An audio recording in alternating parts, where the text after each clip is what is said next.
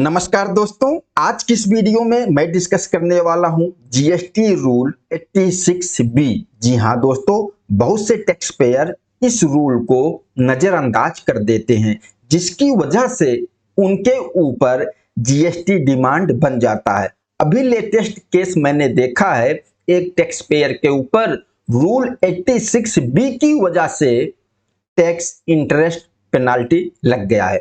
तो हम practical example के साथ एक एक पॉइंट समझते हैं कि रूल 86B किसके ऊपर अप्लाई होगा, कब अप्लाई होगा और किसके ऊपर अप्लाई नहीं होगा, और इस रूल में क्या बताया गया है। देखिए, रूल 86B में बताया गया है कि जिस मंथ आपकी टैक्सेबल सप्लाई 50 लाख से ज्यादा हो, ध्यान देना, यहां आपके टर्नओवर की बात नहीं की जा रही है। पिछले फाइनेंशियल ईयर में आपका कितना भी टर्नओवर रहा हो, करंट फाइनेंशियल ईयर में आप कितना भी टर्नओवर कर रहे हो, लेकिन मंथली अगर आपकी प्योर टैक्सेबल सप्लाई 50 लाख से ज्यादा होती है, इस टैक्सेबल सप्लाई में zero rated supply, exempted supply include नहीं होगा। प्योर टैक्सेबल सप्लाई 50 लाख से ज्यादा हुई तो रूल 86B अप्लाई हो जाएगा। अप्लाई कैसे होगा, इसमें क्या कहा गया है, जो भी आपकी उस मंथ की आउटपुट जीएसटी मतलब जीएसटी की लायबिलिटी बनती है, जो आपको पेमेंट करना है, उस लायबिलिटी का 1% टैक्स आपको कैश से ही पेमेंट करना होगा।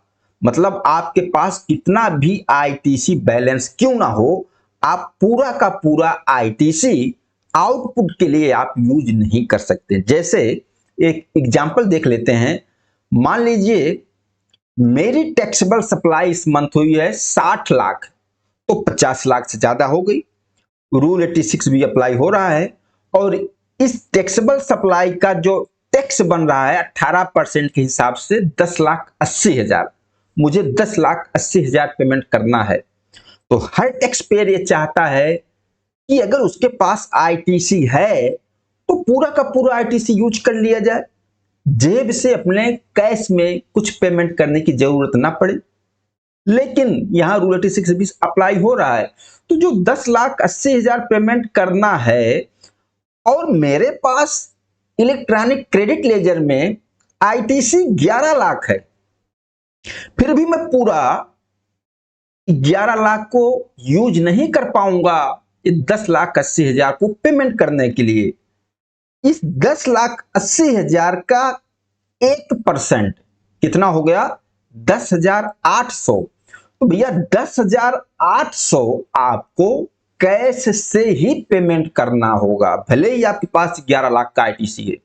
अब 11 लाख की आईटीसी है तो आपने 10,800 कैश पेमेंट कर दिया, बैलेंस 10,69,200 आप अपने इलेक्ट्रॉनिक क्रेडिट लेजर का बैलेंस यूज कर सकते हैं, और उसके बाद 30,800 आपका बैलेंस कैरी फॉरवर्ड हो जाएगा।